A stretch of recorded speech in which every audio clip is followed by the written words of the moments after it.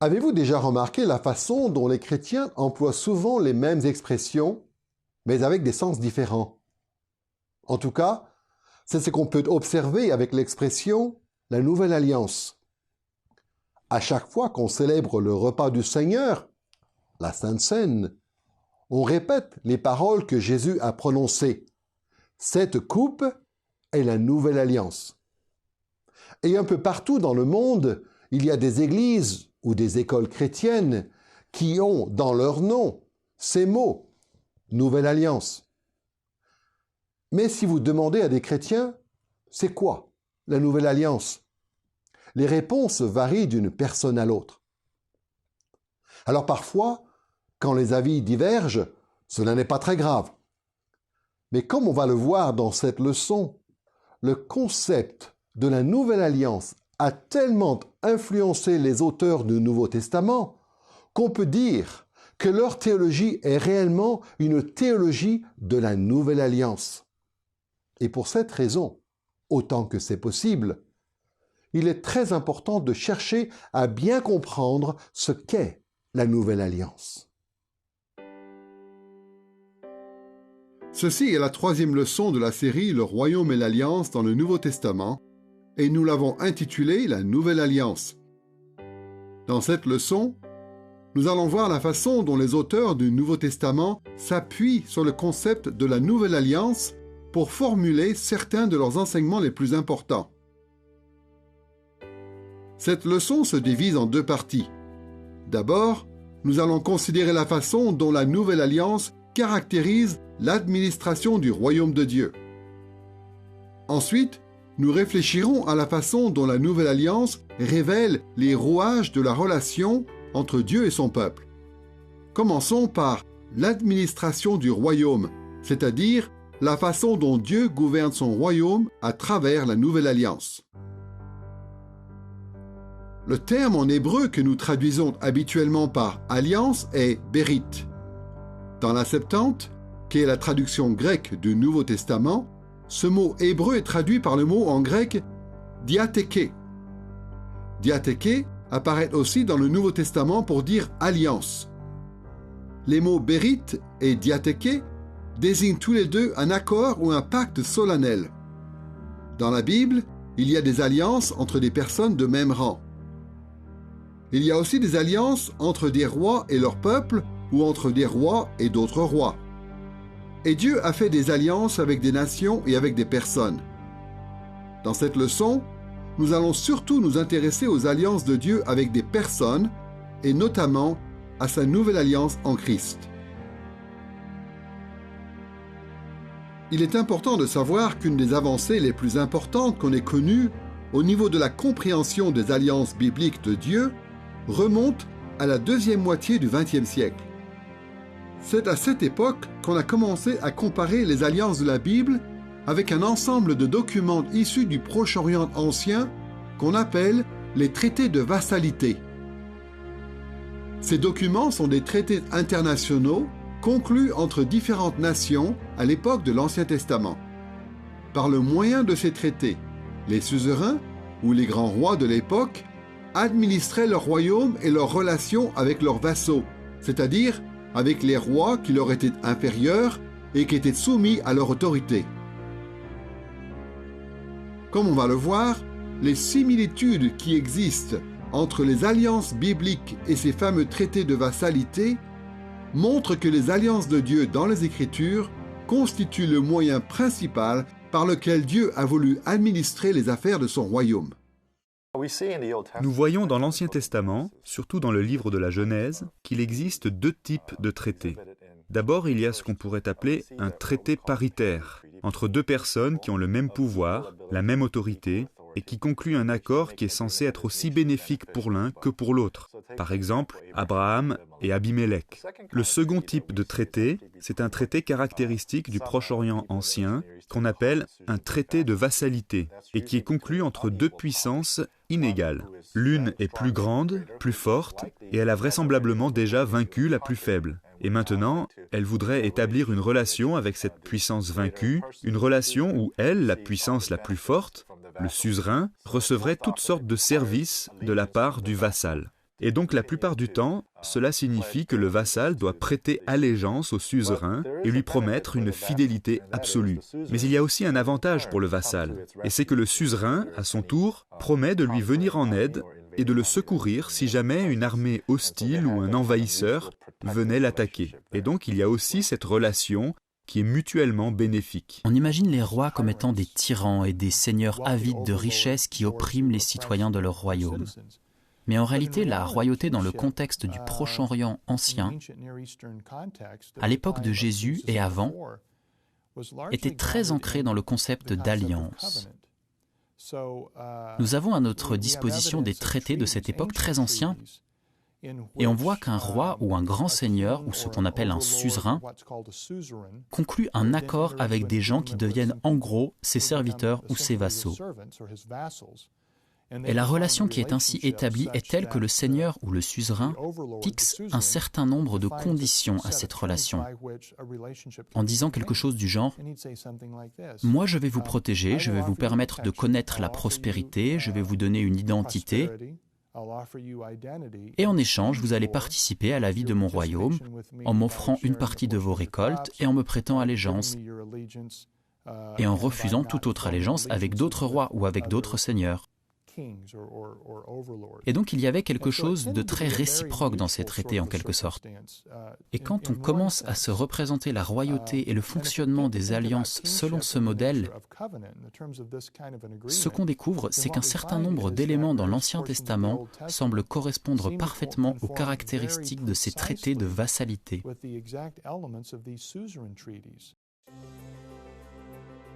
Nous allons réfléchir à l'administration du royaume de Dieu, c'est-à-dire à la façon dont Dieu gouverne son royaume en 3 étapes. D'abord, nous allons voir que dans les alliances, il y a des représentants légaux qui ont une importance particulière. Ensuite, nous verrons que les alliances de Dieu comportent des règles appropriées pour le royaume de Dieu. Et troisièmement, nous verrons que Dieu administre son royaume à travers ce qu'on pourrait appeler un développement organique des règles de l'alliance. Commençons par la question des représentants légaux dans les alliances de Dieu. Comme on vient de le voir, les suzerains de l'Antiquité administraient leur royaume en établissant des traités avec des rois inférieurs ou des vassaux. Ces rois vassaux représentaient leur nation et gouvernaient leur royaume en étant ainsi soumis aux suzerains. De façon similaire, Dieu administre son royaume en concluant des alliances avec des hommes qu'il choisit pour représenter son peuple. Pour bien comprendre ce point, nous allons voir la façon dont Dieu a choisi des représentants légaux pour ses alliances dans l'Ancien Testament. Ensuite, nous passerons à la Nouvelle Alliance. Commençons par l'Ancien Testament. On peut voir sans difficulté que Dieu a choisi des représentants légaux pour ses alliances à l'époque de l'Ancien Testament. Genèse chapitre 1 à 3 et Osée chapitre 6 verset 7 sont 2 passages qui montrent que Dieu a conclu une première alliance biblique avec Adam. Genèse chapitre 6 verset 18 et Genèse chapitre 9 verset 9 à 17 parlent de l'alliance de Dieu avec Noé. Et dans Genèse chapitre 15 et 17, Dieu fait une alliance avec Abraham. Le passage d'Exode, chapitre 19 à 24, montre que Dieu a choisi Moïse comme représentant légal dans l'alliance du Sinaï. Et enfin, des passages comme Psaume 89 et Psaume 132 parlent de l'alliance de Dieu avec David. Dieu a traité différemment avec chacun de ces hommes en concluant ces alliances. Mais à chaque fois, ces hommes représentaient d'autres personnes devant Dieu, le grand roi, et devant l'autorité judiciaire de son tribunal céleste. Les alliances faites avec Adam et avec Noé sont appelées des alliances universelles, car Adam et Noé représentaient tous les êtres humains, qui étaient alors tous les membres de ces alliances avec Dieu. Les alliances avec Abraham, avec Moïse et avec David sont appelées des alliances nationales, car dans ces alliances, ces hommes représentaient la nation d'Israël en tant que peuple de l'Alliance, ce qui incluait aussi certains païens qui avaient rejoint Israël. Gardons à l'esprit le fait que Dieu a choisi des représentants légaux pour ses alliances dans l'Ancien Testament, et voyons maintenant comment Dieu administre la nouvelle alliance à travers un représentant légal. À de maintes reprises dans le Nouveau Testament, c'est Christ qui est désigné comme étant le représentant légal de la nouvelle alliance. Dieu a traité avec lui de manière particulière en tant que représentant de l'Église, c'est-à-dire en tant que représentant de tous les Juifs et les non-Juifs que Dieu associe à Christ. Comme on le voit dans Hébreux chapitre 9, verset 15, Christ est le médiateur d'une nouvelle alliance afin que ceux qui sont appelés reçoivent la promesse de l'héritage éternel. On trouve des affirmations similaires dans des passages comme Romains chapitre 8, verset 34 ou 1 Timothée chapitre 2, versets 5 et 6. Le fait que Christ, dans la Nouvelle Alliance, ait été choisi par Dieu pour représenter l'Église, nous aide à comprendre une des caractéristiques les plus importantes de la théologie du Nouveau Testament. Comme beaucoup d'interprètes l'ont remarqué, la théologie du Nouveau Testament est christocentrique. Autrement dit, toutes les facettes de la théologie du Nouveau Testament sont intimement liées à la personne et à l'œuvre de Christ. Mais pourquoi est-ce le cas? Par exemple, pourquoi le Nouveau Testament dit-il qu'il faut croire en Jésus pour être sauvé? Pourquoi prier ou faire le bien au nom de Jésus? Pourquoi l'Église est-elle appelée le corps de Christ? La réponse est claire.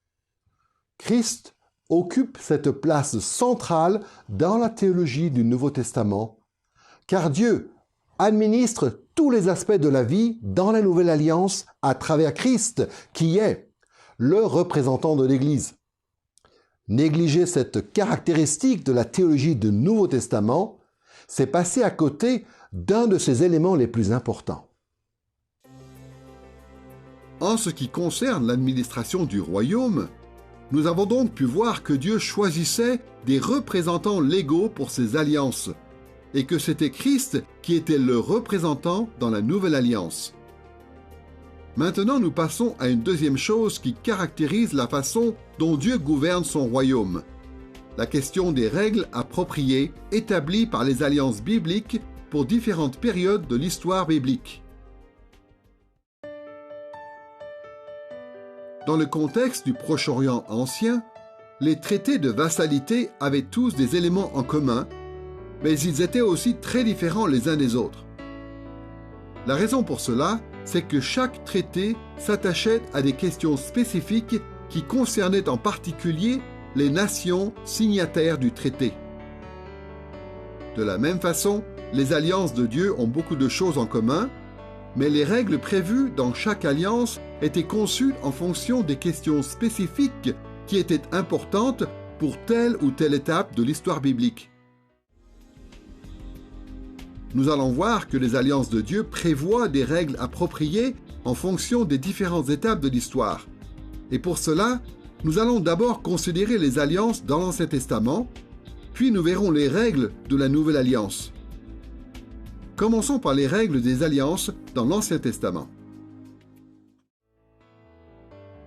En parcourant rapidement les stipulations des différentes alliances dans l'Ancien Testament, on peut voir que ces alliances mettent l'accent sur des choses particulières en fonction des différentes étapes du royaume de Dieu. L'alliance de Dieu avec Adam est souvent appelée l'alliance des fondements. Cette alliance met l'accent sur le projet de Dieu pour son royaume et sur le rôle des êtres humains dans le royaume avant et après que le péché entre dans le monde. Après le déluge, Dieu conclut une alliance avec Noé, que l'on appelle parfois l'alliance de la stabilité. Cette alliance met l'accent sur la stabilité de la nature en tant qu'environnement durable où l'humanité, qui est tombée dans le péché, va néanmoins pouvoir servir les intérêts du royaume de Dieu. L'alliance avec Abraham pourrait être appelée l'alliance de l'élection d'Israël. Cette alliance se concentre sur les privilèges et sur les devoirs d'Israël en tant que peuple élu de Dieu. L'alliance avec Moïse est souvent appelée l'alliance de la loi, puisqu'elle met l'accent sur la loi que Dieu a donnée à Israël lorsqu'il a unifié les tribus d'Israël pour en faire une nation. Avec cette alliance, Dieu a commencé à conduire le peuple d'Israël vers la terre promise. Enfin, il y a l'alliance avec David, qu'on pourrait appeler l'alliance de la royauté. Cette alliance fait de la nation d'Israël un véritable royaume et met l'accent sur le fait que la dynastie de David doit conduire le peuple dans le service du royaume de Dieu. Nous voyons donc qu'il y a des règles appropriées prévues pour les différentes alliances dans l'Ancien Testament. C'est sans surprise que la Nouvelle Alliance, à son tour, prévoit des règles appropriées pour le royaume sous cette ère nouvelle. La Nouvelle Alliance couvre la dernière période de l'histoire biblique après les alliances de Dieu avec Adam, avec Noé, avec Abraham, avec Moïse et avec David. Et donc, pour cette raison, on peut appeler cette Nouvelle Alliance l'alliance de l'accomplissement. En tant que telle, elle fixe des règles qui sont censées remédier aux échecs du passé et remplir ou accomplir en Christ les desseins de Dieu pour son royaume. La Nouvelle Alliance est mentionnée pour la première fois dans l'Écriture, dans Jérémie chapitre 31, verset 31, où il est dit ceci. « Voici que les jours viennent, oracle de l'Éternel, où je conclurai avec la maison d'Israël et la maison de Juda une alliance nouvelle. » Dans le contexte plus large de ce verset, l'expression « les jours viennent » désigne une période qui doit venir après la fin de l'exil d'Israël. Comme on l'a vu dans une leçon précédente, le message chrétien de la bonne nouvelle ou de l'Évangile, c'est que le royaume de Dieu va triompher mondialement et définitivement après la fin de l'exil d'Israël. Donc, dès la première mention de la Nouvelle Alliance dans la Bible, cette Nouvelle Alliance est associée au parachèvement victorieux du royaume de Dieu. Ainsi, dans Jérémie chapitre 31, versets 33 et 34, Dieu révèle les règles de la Nouvelle Alliance et on peut voir que ces règles sont appropriées pour cette dernière étape du royaume en Christ. Voici ce qui est dit dans ce passage. « Voici l'alliance que je conclurai avec la maison d'Israël après ces jours-là. Je mettrai ma loi au-dedans d'eux. Je l'écrirai sur leur cœur. Je serai leur Dieu et ils seront mon peuple. Celui-ci n'enseignera plus son prochain, ni celui-là son frère, en disant « Connaissez l'Éternel », car tous me connaîtront, depuis le plus petit d'entre eux jusqu'au plus grand, car je pardonnerai leurs fautes et je ne me souviendrai plus de leurs péchés. Notez bien dans ce passage que la Nouvelle Alliance va conduire à l'accomplissement ultime du royaume de Dieu, lorsque Dieu dit au sujet de son peuple « Je pardonnerai leurs fautes et je ne me souviendrai plus de leurs péchés. » Concernant ce jour futur de bénédiction ultime et éternelle destiné au peuple de Dieu, le Seigneur dit « Je mettrai ma loi au-dedans d'eux, je l'écrirai sur leur cœur. » Et Dieu affirme que cette réalité s'appliquera à toutes les personnes dans la Nouvelle Alliance. Comme il le dit lui-même, « Tous me connaîtront, depuis le plus petit d'entre eux jusqu'au plus grand. »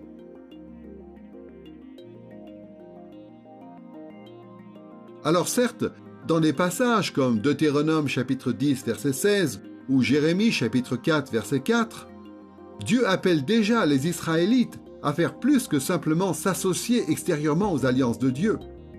Il les appelle à circoncire leur cœur. Autrement dit, ils étaient déjà censés aimer Dieu au point d'écrire sa loi sur leur cœur. Mais les règles de la Nouvelle Alliance prévoient que dans cette étape finale du royaume, Dieu va intervenir pour écrire lui-même sa loi sur le cœur de tous les membres du peuple de l'Alliance. Après la résurrection de Jésus et son ascension, fondamentalement, la forme du royaume de Dieu n'a pas changé, dans le sens où Dieu continue de régner sur son peuple dans le lieu qu'il a choisi. Mais extérieurement, beaucoup de choses ont changé. Une des choses les plus importantes qui découlent du fait que Jésus est assis à la droite de Dieu, conformément à ce que dit Pierre d'ailleurs dans sa prédication à la Pentecôte dans Actes chapitre 2, c'est que le Saint-Esprit a été déversé sur le peuple de Dieu, comme cela avait été prédit dans le livre du prophète Joël. Et le fait que le Saint-Esprit habite maintenant dans les Juifs et aussi dans les païens, ce qui a été surprenant et même choquant au début, c'est le signe que le royaume de Dieu n'est plus dorénavant constitué du peuple d'Israël, c'est-à-dire de la descendance physique d'Abraham, mais de la descendance d'Abraham selon la foi, comme le dit l'apôtre Paul dans Romains 4. Le royaume de Dieu est donc constitué de gens issus de toute tribu, de toute nation, de toute langue. Tous ceux qui ont foi en Christ reçoivent le Saint-Esprit, et tous ceux qui ont le Saint-Esprit ont Dieu qui vit et qui règne en eux. Comme on l'a vu dans la leçon précédente, Jésus a dit que l'ère de la Nouvelle Alliance viendrait en 3 étapes. Il y a d'abord l'inauguration de cette ère lors de la première venue de Christ. À ce moment-là, Christ a accompli beaucoup des attentes qui étaient liées à la Nouvelle Alliance, mais pas toutes. Ensuite, il y a la continuation de l'ère de la Nouvelle Alliance qui couvre toute l'histoire actuelle de l'Église.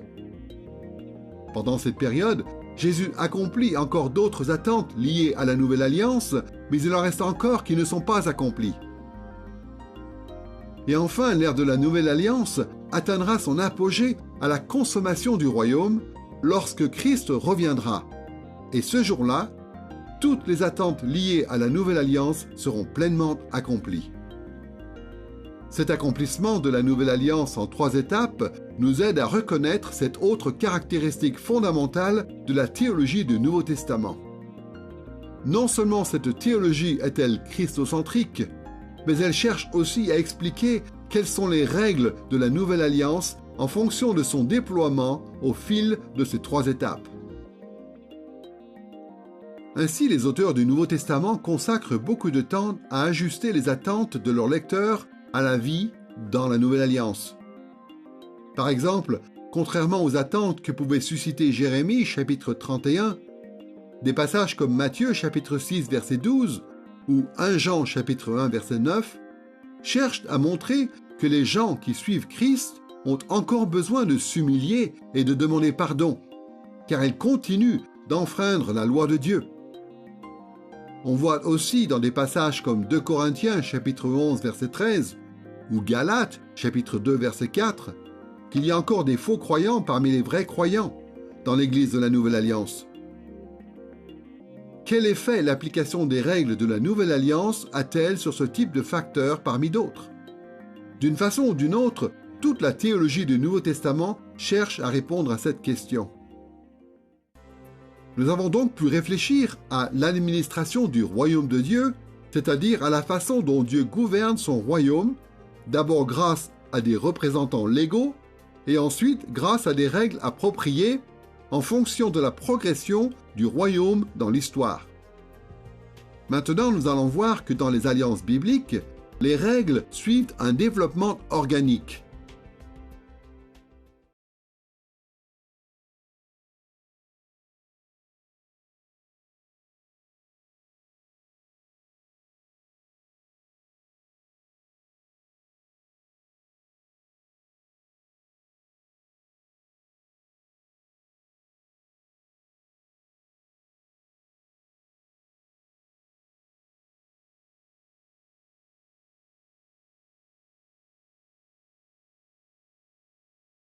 Représentant légal et chacune se concentre sur des règles qui sont appropriées en fonction de l'époque de l'histoire.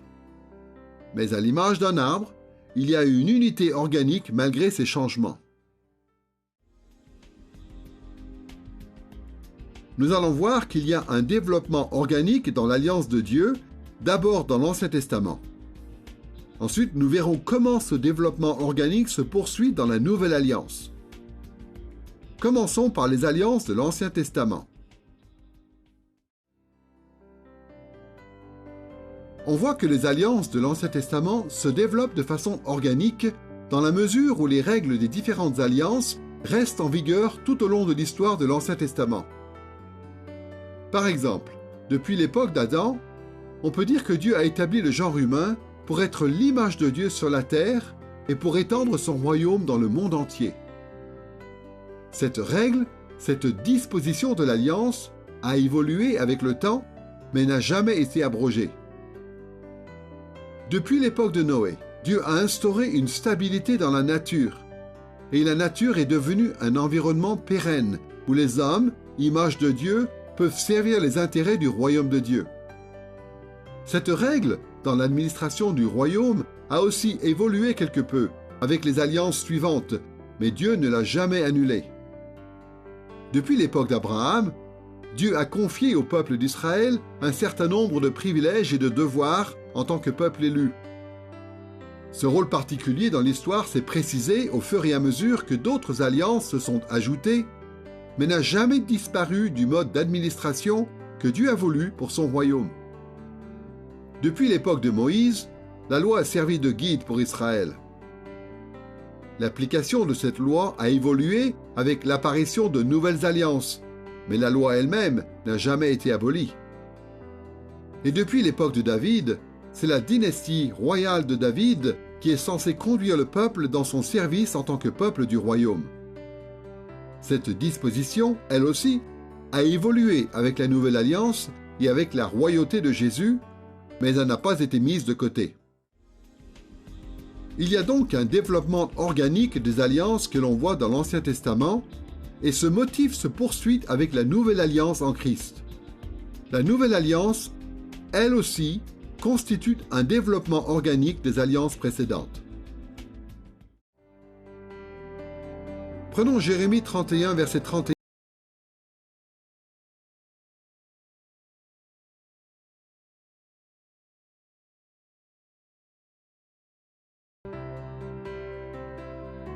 Trop souvent, les chrétiens s'imaginent que l'expression « nouvelle alliance » signifie que la nouvelle alliance est quelque chose de foncièrement nouveau, quelque chose qui serait déconnecté des alliances précédentes dans la Bible.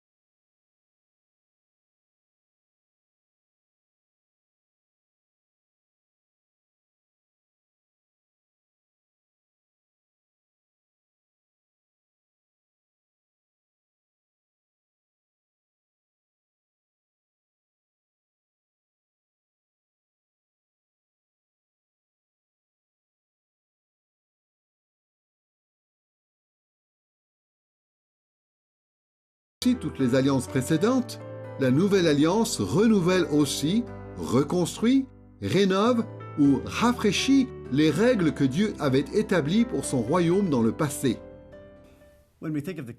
Quand on pense au royaume de Dieu tout au long du canon de l'Écriture et tout au long de l'histoire de la rédemption, on peut voir qu'il y a des changements dans la façon dont le royaume est administré, quand on passe d'une alliance biblique à une autre, jusqu'à ce que ces alliances culminent en Christ. Et donc, par exemple, surtout dans l'Ancien Testament, on voit que Dieu réalise son plan salvateur à travers la nation d'Israël par le moyen de l'Ancienne Alliance.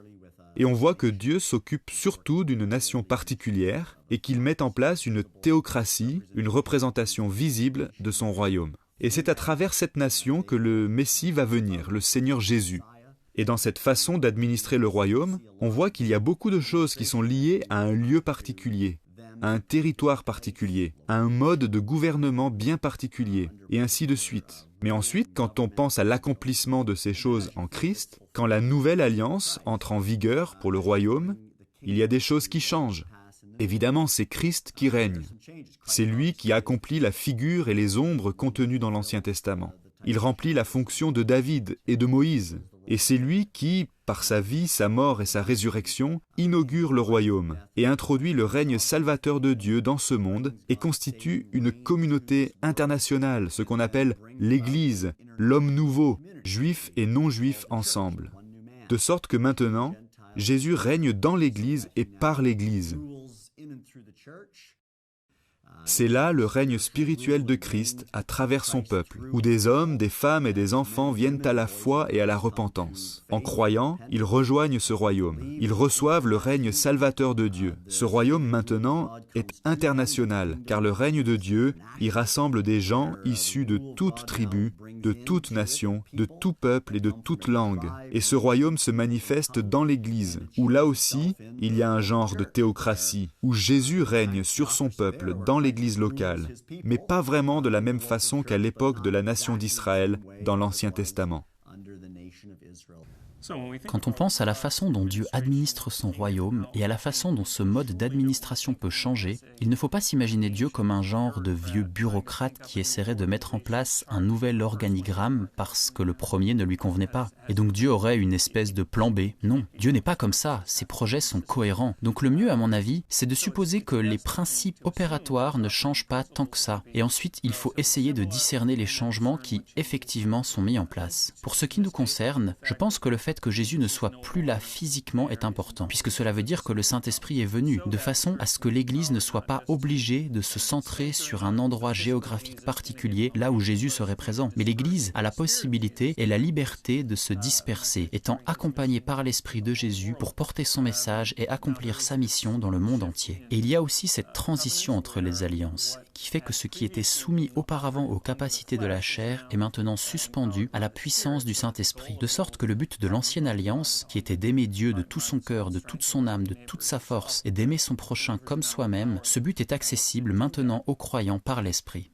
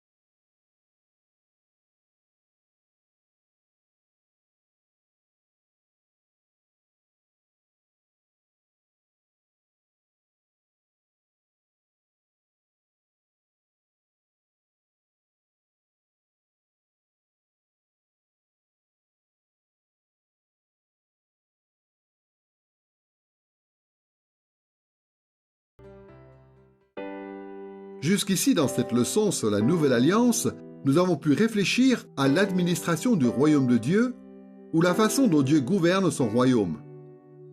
Nous passons maintenant au deuxième volet principal de cette leçon, à savoir les rouages de la relation entre Dieu et son peuple sous la Nouvelle Alliance.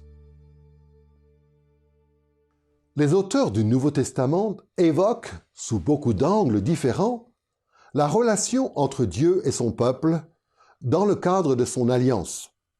Ils font référence à la grâce de Dieu et à sa colère. Ils appellent leurs destinataires à l'obéissance et ils les avertissent contre le danger de la désobéissance.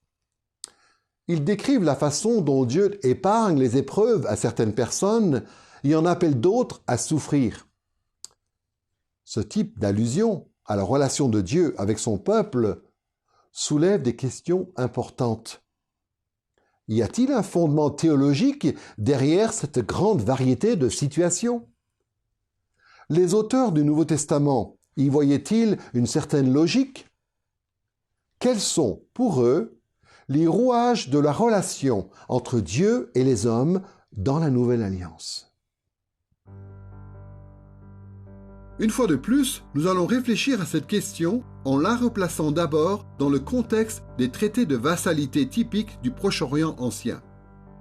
De façon générale, ces traités contiennent 3 éléments caractéristiques de la relation entre le roi suzerain et ses vassaux. D'abord, le suzerain rappelle toujours la bienveillance qu'il a exercée à l'égard de ses vassaux. Ensuite, le suzerain explique de quelle façon les vassaux doivent manifester leur loyauté. Et troisièmement, le suzerain énumère les conséquences en termes de bénédiction et de malédiction auxquelles les vassaux pouvaient s'attendre en cas de fidélité et en cas d'infidélité. Alors bien sûr, il faut préciser que les suzerains, qui étaient en position de force, se réservaient toujours la possibilité de faire appliquer les termes de leurs alliances comme ils le souhaitaient. Mais en général, la bienveillance, la loyauté et les conséquences constituaient les principes de base qui structuraient ces traités et qui régulaient les relations ainsi établies. Et comme on va le voir, ce sont ces mêmes principes qui apparaissent dans les rouages de la relation entre Dieu et les hommes et qui structurent les alliances bibliques. Il faut garder à l'esprit le fait que Dieu, en tant que suzerain suprême, est celui qui détermine le fonctionnement de ces alliances. Et il a fait cela selon sa sagesse incomparable et non en se conformant à des normes humaines. C'est pourquoi l'Écriture nous dit que la relation de Dieu avec son peuple dépasse souvent notre entendement humain.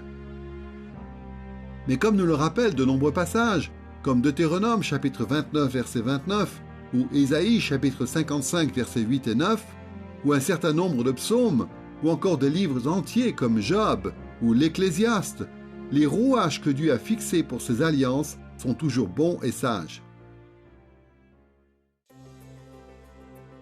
Nous allons examiner les rouages de la relation entre Dieu et son peuple en relevant d'abord la bienveillance divine exercée par Dieu à l'égard de son peuple. Ensuite, deuxièmement, nous verrons que les alliances bibliques comportent des tests de loyauté destinés au peuple de l'Alliance. Et troisièmement, nous évoquerons les conséquences en termes de bénédiction et de malédiction prévues en cas de fidélité ou d'infidélité. Commençons par la bienveillance divine. Nous allons relever les éléments relatifs à la bienveillance divine d'abord dans les alliances de l'Ancien Testament, puis dans la Nouvelle Alliance. Pour commencer, prenons les alliances dans l'Ancien Testament. Dans l'Ancien Testament, on voit clairement que c'est la bienveillance de Dieu, ou sa bonté, qui initie et qui soutient les relations qui sont établies par ces alliances. Pour commencer, la bienveillance divine a été manifestée à l'égard d'Adam en tant que représentant légal dans l'alliance des fondements. Avant la chute d'Adam dans le péché, Dieu a exercé sa bienveillance à l'égard d'Adam en créant le jardin d'Éden et en y plaçant Adam en tant qu'image de Dieu. Et Dieu a aussi exercé sa grâce qui sauve à l'égard de nos premiers parents, Adam et Ève, après leur chute dans le péché. De plus, Adam représentait toute l'humanité dans le tribunal de Dieu. Et donc la bienveillance que Dieu a manifestée envers Adam s'est étendue à tout le peuple qu'Adam représentait, c'est-à-dire à tous les hommes. D'une façon ou d'une autre, Dieu a ainsi étendu sa grâce commune à tout le monde ici-bas, y compris aux non-croyants. Et envers les vrais croyants comme Abel, Seth et beaucoup d'autres, Dieu a manifesté sa grâce particulière, sa grâce qui sauve. Tout au long de sa vie, Noé a aussi fait l'objet de la bienveillance divine, c'est-à-dire à la fois de la grâce commune et de la grâce qui sauve en tant que représentant légal devant Dieu dans l'alliance de la stabilité. Comme c'était le cas dans l'alliance avec Adam, la bienveillance que Dieu a manifestée envers Noé s'est étendue à l'ensemble du peuple de l'alliance que Noé représentait, c'est-à-dire à tous les hommes. Encore une fois, de bien des manières, Dieu a étendu sa grâce commune à tout le monde. Et envers les vrais croyants, qui appartiennent surtout à la lignée de Sem, Dieu a manifesté sa grâce qui sauve. Abraham, à son tour, a fait l'objet de la bienveillance divine, sous l'effet de la grâce commune et de la grâce qui sauve, en tant que représentant légal aux yeux de Dieu, dans l'alliance de l'élection d'Israël. La bonté de Dieu a été manifestée envers Abraham et envers le peuple de l'alliance qu'il représentait, c'est-à-dire envers les Israélites et envers les païens qui se joindraient au peuple d'Israël. Selon ce qu'il décidait, Dieu a aussi exercé sa grâce commune en faveur du peuple de son alliance, y compris en faveur des personnes non croyantes comme Ésaü. Mais Dieu a aussi exercé sa grâce qui sauve en faveur de personnages fidèles comme Jacob, Joseph et beaucoup d'autres. La vie de Moïse, telle qu'elle nous est rapportée, nous montre que la bienveillance divine, grâce commune et grâce qui sauve, a été manifestée envers lui aussi de manière bien particulière en tant que représentant légal aux yeux de Dieu dans l'alliance de la loi. La bonté de Dieu a aussi profité à ceux que Moïse représentait, c'est-à-dire à la nation d'Israël et à tous ceux qui voulaient se joindre à Israël. La grâce commune de Dieu profitait à tous les Israélites, même à ceux qui n'avaient pas la foi. Et Dieu a exercé sa grâce qui sauve en faveur de beaucoup d'Israélites et de beaucoup d'autres qui s'étaient joints à Israël. Enfin, c'est le roi David qui a fait particulièrement l'objet de la bienveillance divine en tant que représentant légal choisi par Dieu dans l'alliance de la royauté. Encore une fois, la bonté de Dieu à l'égard de David a profité au peuple de l'alliance que David représentait, c'est-à-dire aux fils de la lignée davidique, à la nation d'Israël et aux païens qui se joignaient à Israël. Selon la sagesse insondable de Dieu, tous ont reçu la grâce commune, y compris les non-croyants. Mais les vrais croyants en Israël ont aussi reçu la grâce qui sauve. La bienveillance divine exercée par Dieu au profit de son peuple au fur et à mesure des alliances dans l'Ancien Testament prépare le terrain pour la façon dont la bienveillance de Dieu va influencer, cette fois, les rouages de la nouvelle alliance.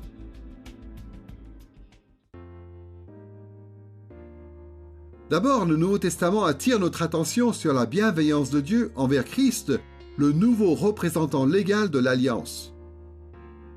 Soyons clairs, un peu comme Adam avant la chute dans le péché, Jésus n'a jamais eu besoin de la miséricorde de Dieu, ni de son pardon, ni de sa grâce qui sauve. Cela dit, des passages comme Matthieu chapitre 3 versets 16 et 17, Matthieu chapitre 12 verset 18 ou Luc chapitre 3 verset 22 montre qu'au moment de l'inauguration de son royaume, le Père a oint Jésus de son esprit en vue de l'équiper pour son ministère. D'après Romains chapitre 8, verset 11, c'est même par la puissance du Saint-Esprit que le Père a ressuscité Jésus d'entre les morts. De plus, si l'on en croit le psaume 2, versets 4 à 6, Matthieu chapitre 28, verset 18 et Actes chapitre 2, versets 31 à 33, c'est par sa bienveillance que Dieu a élevé Jésus jusqu'à sa position actuelle d'autorité et de pouvoir pour cette étape qui est celle de la continuation de son royaume. Et de cette même bienveillance divine découleront tous les privilèges et toute la gloire que Christ recevra le jour de la consommation de son royaume. Mais ensuite, le Nouveau Testament parle de ce que la théologie chrétienne appelle souvent l'union à Christ. Cette doctrine révèle que la bienveillance de Dieu envers Christ profite aussi à l'Église, c'est-à-dire au peuple de l'Alliance que Christ représente. L'union des croyants à Christ comporte deux aspects. D'une part, nous sommes en Christ. Ce que cela veut dire, c'est que puisque Christ est notre représentant légal dans l'Alliance, alors le peuple de la Nouvelle Alliance est identifié à Christ dans le tribunal céleste de Dieu. Et donc, à de nombreux égards, ce qui est vrai au sujet de Christ est considéré comme vrai au sujet de tout ce que Christ représente auprès de Dieu. C'est à cela que l'apôtre Paul fait allusion quand il dit dans Éphésiens chapitre 1 verset 13 « Et en Christ, vous aussi, vous avez entendu le message de vérité, cet évangile qui vous apportait le salut. Oui, c'est aussi en Christ que vous avez cru, vous avez obtenu de Dieu l'Esprit Saint. » Mais d'autre part, le Nouveau Testament ne parle pas seulement des croyants qui sont en Christ. Il parle aussi de Christ en nous. C'est-à-dire que Christ est présent et qu'il agit dans les croyants par le Saint-Esprit tout au long de leur vie sur terre. Voici ce qui est dit dans Romains chapitre 8, versets 10 et 11. « Et si Christ est en vous, le corps, il est vrai, est mort à cause du péché, mais l'esprit est vie à cause de la justice. Et si l'esprit de celui qui a ressuscité Jésus d'entre les morts habite en vous, il donnera aussi la vie à vos corps mortels par son esprit qui habite en vous. » Ce qu'on voit dans ce passage, c'est que les auteurs du Nouveau Testament, tout en reconnaissant que l'Église est identifiée à Christ dans le ciel, savent que l'ère de la Nouvelle Alliance n'a pas encore atteint sa consommation. Par conséquent, la vie dans la Nouvelle Alliance aujourd'hui est différente de ce qu'elle sera lorsque Christ reviendra. Par exemple, le peuple de Dieu dans la Nouvelle Alliance continue de pécher actuellement.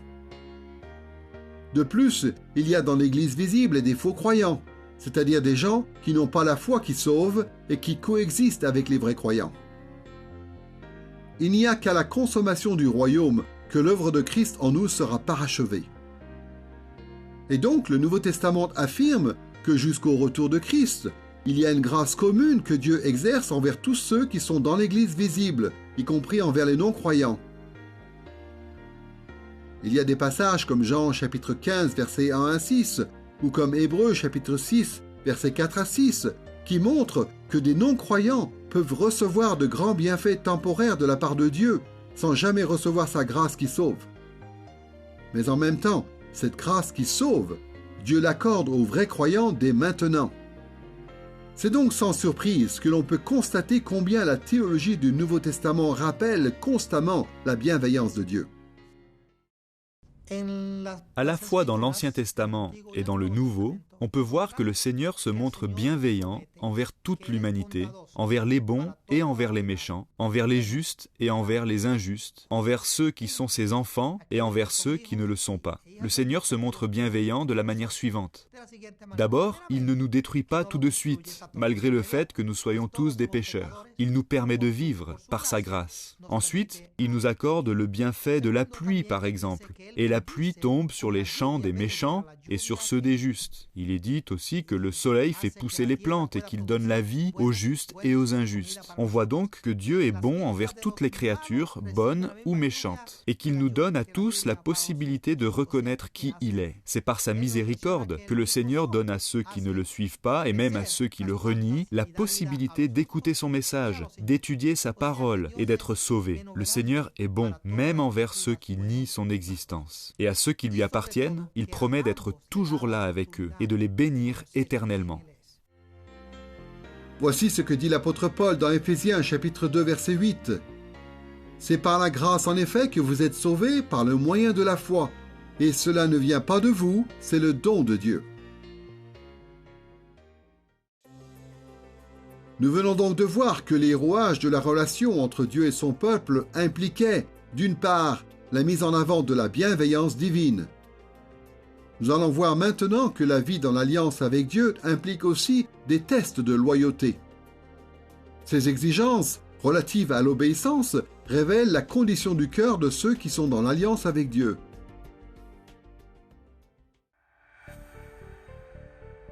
Sans doute faut-il mentionner à ce stade qu'au cours du XXe siècle, beaucoup de chercheurs ont commencé à comparer les alliances bibliques avec un autre ensemble de documents issus du Proche-Orient ancien qu'on appelle parfois les donations royales. Par ces donations, les suzerains pouvaient accorder officiellement des bienfaits à des vassaux ou à des sujets du royaume. Quand on a commencé à se pencher sur ces documents, beaucoup de spécialistes ont conclu qu'il n'y avait pas d'obligation, pas d'exigence, pas de test de loyauté en contrepartie de la donation. Et par conséquent, plusieurs interprètes de la Bible ont à leur tour proposé l'idée que certaines alliances bibliques n'obligeaient pas le peuple de Dieu à la loyauté. Mais plus récemment, la recherche a abouti à des résultats contraires. Nous savons maintenant que même les donations royales impliquaient en retour le service et la loyauté des bénéficiaires.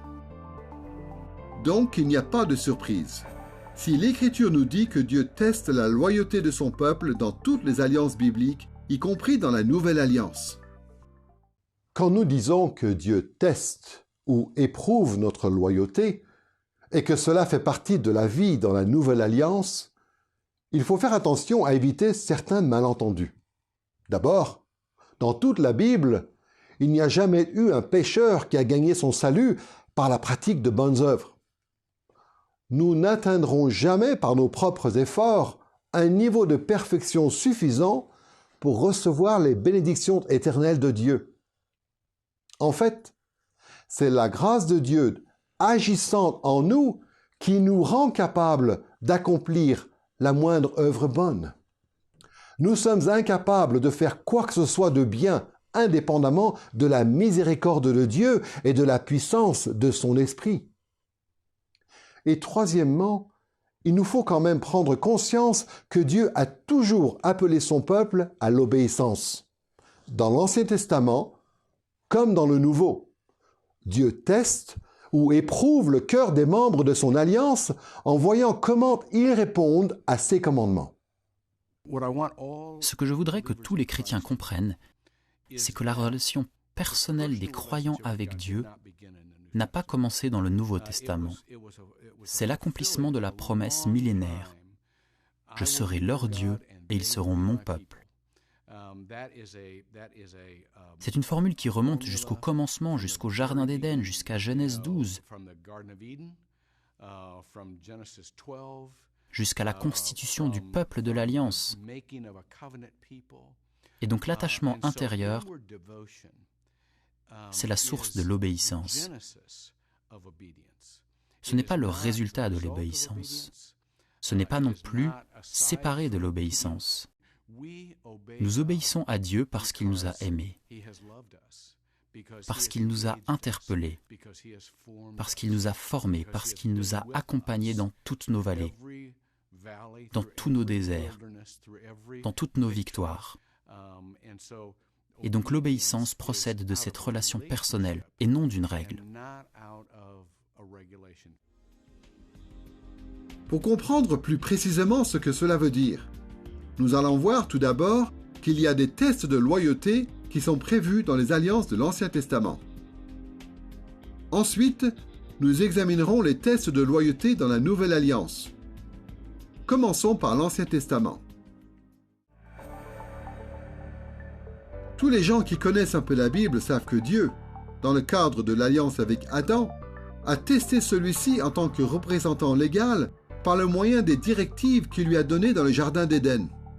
Nous savons aussi que Dieu a appelé à la loyauté l'ensemble du peuple de l'Alliance représenté par Adam, c'est-à-dire l'ensemble du genre humain. Noé aussi a été testé ou éprouvé par Dieu dans le cadre de son alliance en tant que représentant légal à la fois avant le déluge et après. Et les Écritures montrent que Dieu a continué de tester le cœur du peuple de l'Alliance représenté par Noé. Encore une fois, il s'agissait de tout le genre humain. Tous les épisodes qui nous sont rapportés de la vie d'Abraham montrent que lui aussi a été testé par Dieu au niveau de sa loyauté, encore une fois en tant que représentant légal dans l'Alliance. À titre d'exemple, prenons simplement Genèse chapitre 22, versets 1 et 19, où il est dit explicitement que Dieu a éprouvé Abraham lorsqu'il lui a ordonné d'offrir en sacrifice son fils Isaac. Dans Genèse chapitre 22, verset 12, l'ange du Seigneur dit à Abraham « J'ai reconnu maintenant que tu crains Dieu et que tu ne m'as pas refusé ton fils, ton unique. » On peut voir dans ce passage pourquoi Dieu a ordonné une telle chose à Abraham.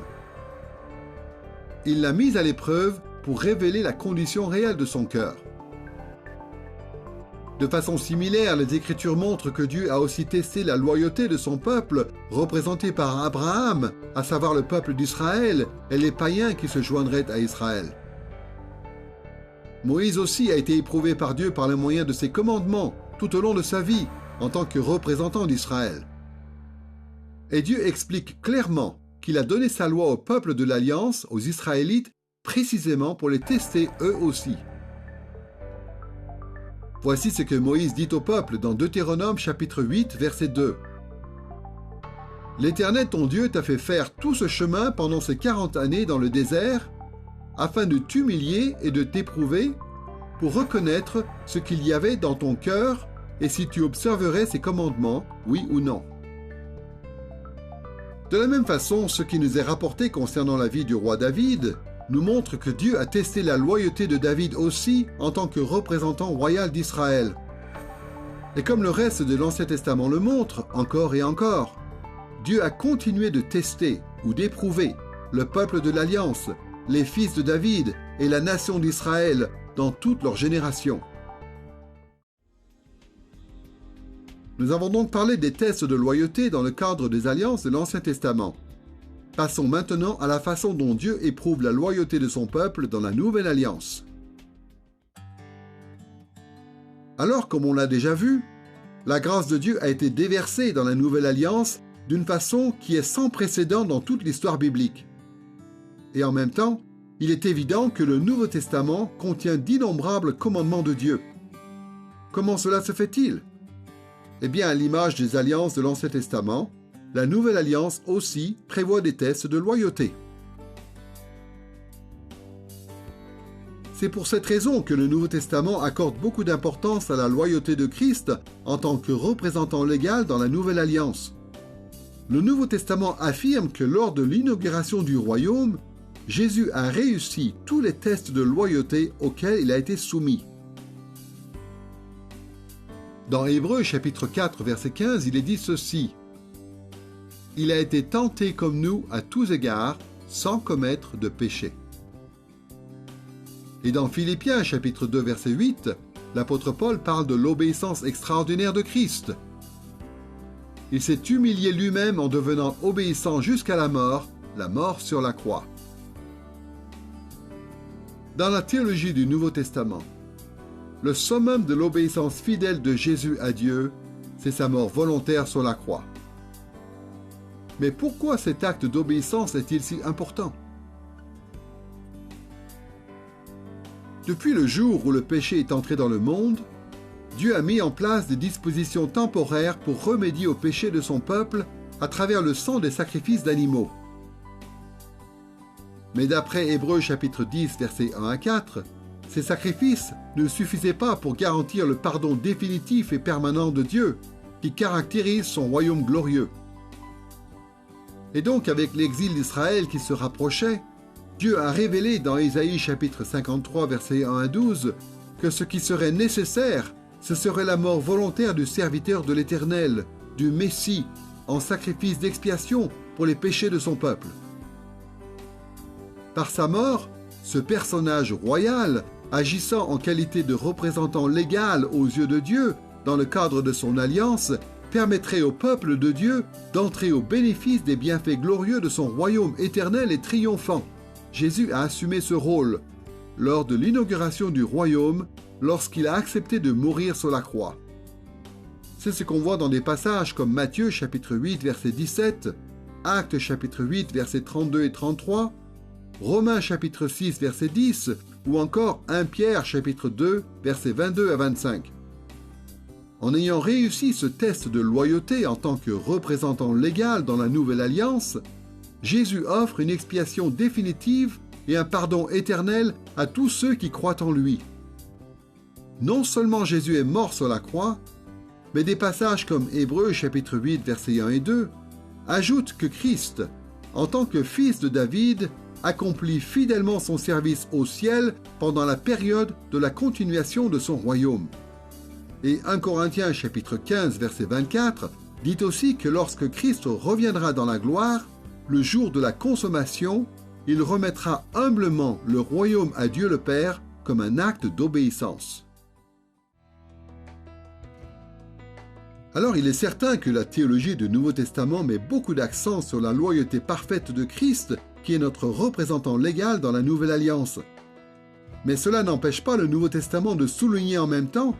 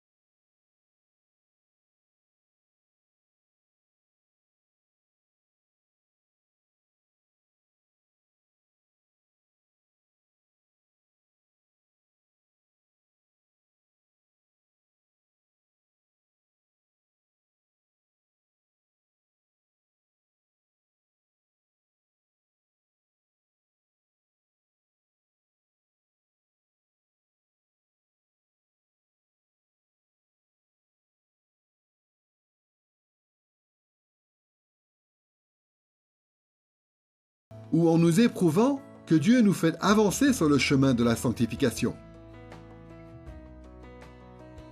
Comme on le voit dans Jacques chapitre 1 versets 2 et 3, « Mes frères, considérez comme un sujet de joie complète les diverses épreuves que vous pouvez rencontrer, sachant que la mise à l'épreuve de votre foi produit la patience. » Alors n'oublions pas que pendant les étapes de l'inauguration et de la continuation du royaume de Christ, l'Église visible est constituée à la fois de vrais croyants et de faux croyants. Et c'est à travers ces tests de loyauté que les uns et les autres montrent s'ils ont ou non la foi qui sauve. Quand ils sont éprouvés, les faux croyants échouent et se détournent de Christ. Au contraire, les vrais croyants, bien qu'ils ne soient pas parfaits ici-bas, persévèrent dans leur loyauté à Christ par la puissance du Saint-Esprit. Concernant les faux croyants, il est dit ceci dans 1 Jean chapitre 2 verset 19. « Ils sont sortis de chez nous, mais ils n'étaient pas des nôtres, car s'ils avaient été des nôtres, ils seraient demeurés avec nous. Mais de la sorte, il est manifeste que tous ne sont pas des nôtres. » Comme ce passage l'indique, la théologie du Nouveau Testament contient de nombreux commandements de Dieu qui servent de test de loyauté et qui révèlent qui sont les vrais croyants dans l'Église. La nuit où il a été livré, Jésus-Christ a établi une nouvelle alliance. Et comme toutes les alliances, celle-ci implique des engagements réciproques et des devoirs réciproques. Et dans cette merveilleuse alliance, un de nos engagements principaux, c'est notre engagement vis-à-vis de la Seigneurie de Jésus-Christ. C'est-à-dire que nous nous engageons à obéir à sa volonté et à ses voies, à lui rendre nos armes et à les soumettre à son autorité, et à vivre en conséquence, à la fois dans notre cœur et par notre volonté de suivre le cœur de Dieu dans le monde. Mais s'il y a une chose qu'il faut préciser ici, c'est que l'accomplissement de nos devoirs dans l'Alliance, c'est quelque chose qui se fait grâce à la présence et la puissance du Saint-Esprit. Le Saint-Esprit conditionne complètement la motivation de cette obéissance et élève cette motivation bien au-dessus d'un simple sens tyrannique du devoir, de façon à ce que cette alliance devienne, pour reprendre le langage de l'Écriture, une alliance de joie mutuelle. Nous faisons la joie de celui qui veille sur nous, et lui, il fait la nôtre. Et on comprend mieux pourquoi l'apôtre dit que le royaume de Dieu, ce n'est pas une tyrannie, mais c'est la justice, la paix et la joie par le Saint-Esprit. Certains des plus grands héros de la foi nous ont dit que ce devoir qui nous incombe d'être fidèles et loyaux au Seigneur, ce n'est pas quelque chose qu'on accomplit à contre-cœur, mais plutôt avec enthousiasme et de tout cœur, parce qu'il nous a gagnés. Et par conséquent, nous nous réjouissons en lui et en ses voies.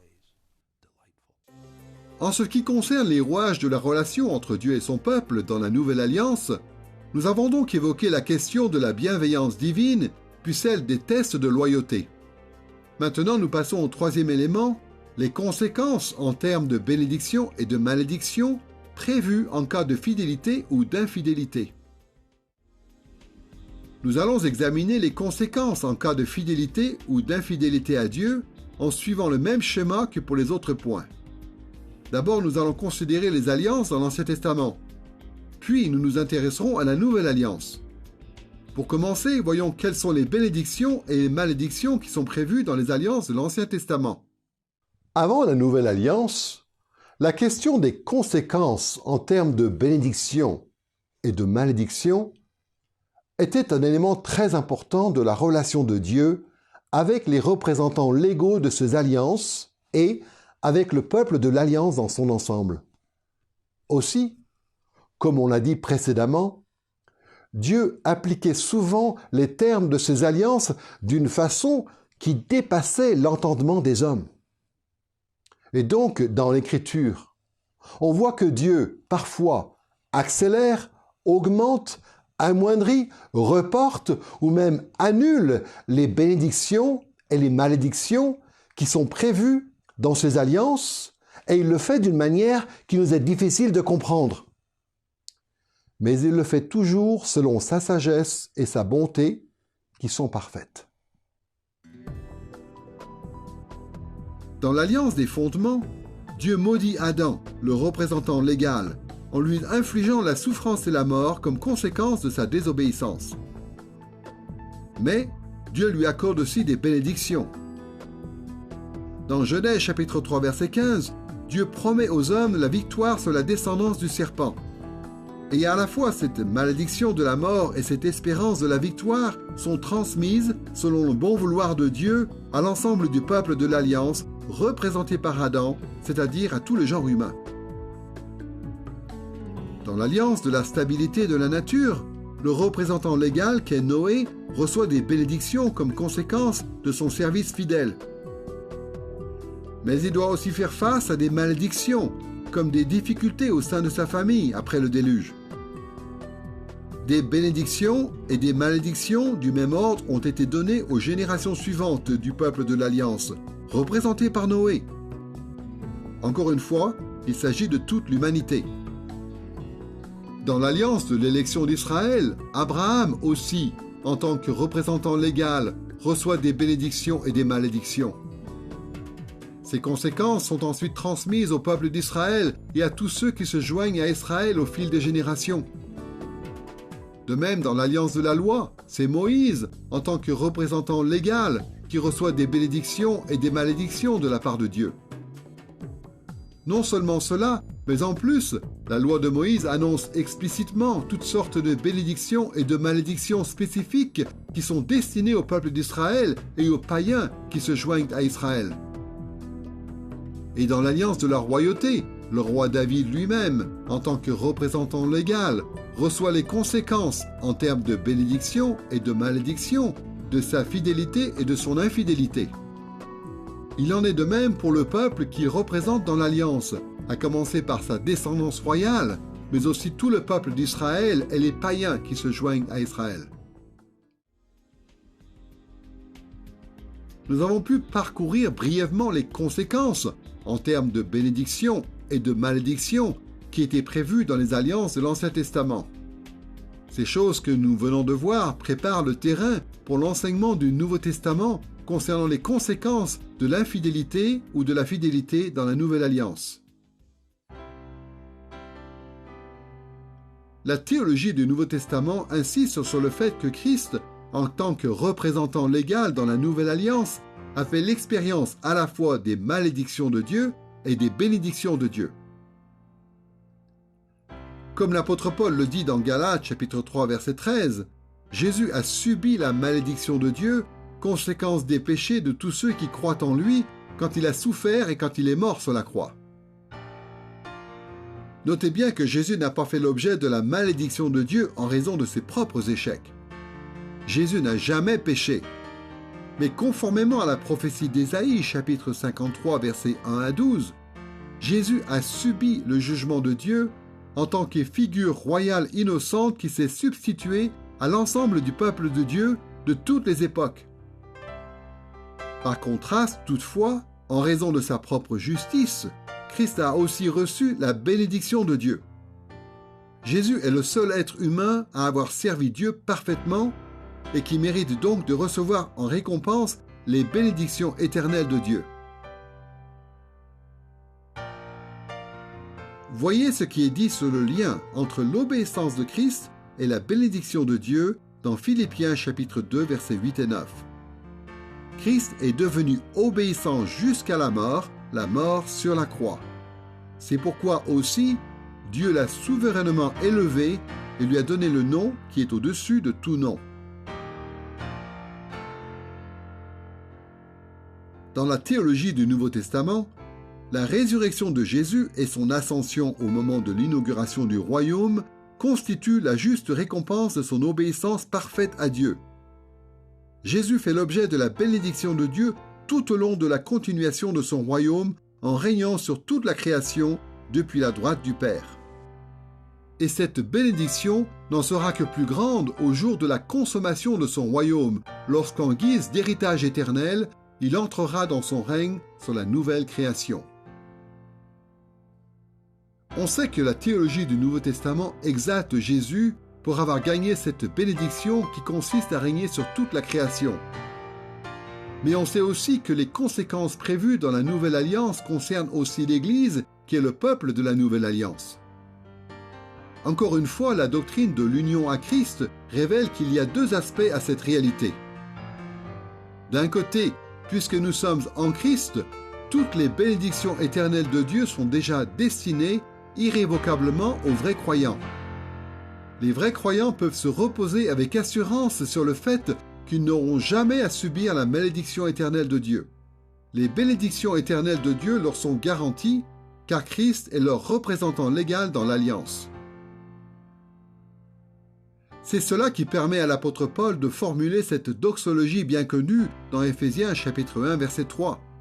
« Béni soit le Dieu et Père de notre Seigneur Jésus-Christ, qui nous a bénis de toute bénédiction spirituelle dans les lieux célestes en Christ. » Puisqu'ils sont identifiés à Christ dans le ciel, les vrais croyants ont déjà reçu toute bénédiction spirituelle. De la même façon que Christ a subi la malédiction éternelle de Dieu pour nous, il a aussi reçu en récompense les bénédictions éternelles de Dieu pour nous. D'un autre côté, notre union à Christ implique aussi Christ en nous, c'est-à-dire qu'il agit en nous, les vrais croyants, de façon à nous faire recevoir les conséquences de notre fidélité et de notre infidélité au quotidien. Mais rappelons-nous que jusqu'à ce que Christ revienne dans la gloire, l'Église visible est constituée à la fois de vrais croyants et de faux croyants. Et la théologie du Nouveau Testament explique la façon dont les bénédictions et les malédictions dans cette vie et dans l'éternité s'appliquent à chacun de ces groupes de personnes. Des passages comme Luc chapitre 12 versets 45 et 46 ou Romains chapitre 2 versets 4 et 5 montrent que les faux croyants qui persistent dans leur rébellion contre Dieu vont connaître des bénédictions dans cette vie, mais ces bénédictions vont augmenter les malédictions éternelles qu'ils recevront dans l'éternité. Et les peines et les difficultés qu'ils connaissent ici-bas ne sont que des avant-goûts des malédictions éternelles qu'ils recevront au retour de Christ. À l'inverse, les vrais croyants, eux aussi, reçoivent des bénédictions et des malédictions dans cette vie. Mais les bienfaits que les vrais croyants reçoivent aujourd'hui sont des avant-goûts des bénédictions éternelles qui seront les leurs à la consommation du royaume. Et pour les vrais croyants, comme on le voit par exemple dans Hébreux chapitre 12 versets 1 à 11, les peines ou les malédictions temporaires qu'ils subissent représentent la correction paternelle de Dieu qui les aime. Ces difficultés servent à nous sanctifier et elles augmentent les bénédictions éternelles que nous recevrons lorsque Christ reviendra. Dans Apocalypse chapitre 21 versets 6 à 8, Dieu dit ceci: « À celui qui a soif, je donnerai de la source de l'eau de la vie gratuitement. Tel sera l'héritage du vainqueur. Je serai son Dieu et il sera mon fils. Mais pour les lâches, les incrédules, les abominables, les meurtriers, les débauchés, les magiciens, les idolâtres et tous les menteurs, leur part sera dans l'étang brûlant de feu et de soufre. » Ce jour-là, les faux croyants qui sont dans l'Église de la Nouvelle Alliance seront éternellement condamnés. Mais les vrais croyants recevront leur héritage éternel dans la gloire de la nouvelle création. Si nous voulons voir quelles sont les bénédictions que le peuple de Dieu va recevoir après le jugement dernier, il faut aller voir Apocalypse 21 et 22, où il y a ce tableau extraordinaire de la nouvelle création à la fin du monde. Et j'aime beaucoup cette description de la nouvelle création dans Apocalypse 21 et 22, parce que ce n'est pas juste une reconstitution de la Genèse, du Jardin d'Éden, ce n'est pas juste un retour au jardin. C'est plutôt une bonification du jardin. C'est dynamique. C'est bien mieux que ce qu'était le Jardin d'Éden. Dans le Jardin d'Éden, Adam et Ève avaient cette responsabilité de régner au nom de Dieu, de cultiver le jardin et de prendre soin de la terre. Et dans la nouvelle création, c'est précisément ce qu'on fera, et c'est cela notre bénédiction. Mais nous ne pécherons jamais. Adam et Ève avaient la possibilité de pécher. Dans la nouvelle création, le peuple de Dieu ne pourra jamais chuter. Dans le Jardin d'Éden, Jésus n'était pas là physiquement, corporellement, mais il sera là dans la nouvelle création.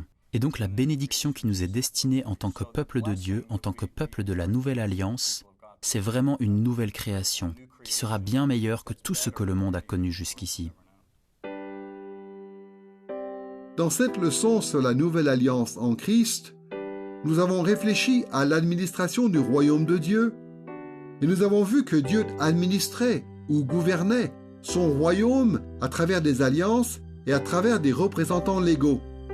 Et nous avons vu aussi la façon dont Dieu a établi des règles appropriées au fur et à mesure que ces alliances se succédaient les unes aux autres dans un développement de type organique. Nous avons aussi examiné les rouages de la relation entre Dieu et le peuple de l'Alliance et nous avons vu que ces rouages impliquaient la bienveillance divine, des tests de loyauté et les conséquences en cas de fidélité ou d'infidélité. Si l'on veut bien comprendre le Nouveau Testament, il est important de garder à l'esprit le fait que la Nouvelle Alliance en Christ, ce n'est pas juste un détail de la théologie du Nouveau Testament. La Nouvelle Alliance est la dernière alliance de Dieu avec son peuple. Et en tant que telle, la Nouvelle Alliance a profondément influencé tout ce que les auteurs du Nouveau Testament ont écrit. Par la Nouvelle Alliance, Dieu a fait un pacte solennel avec son peuple en Christ. Et mieux on comprendra ce qu'est la Nouvelle Alliance, plus on sera capable de discerner quelles sont les caractéristiques les plus importantes de la théologie du Nouveau Testament.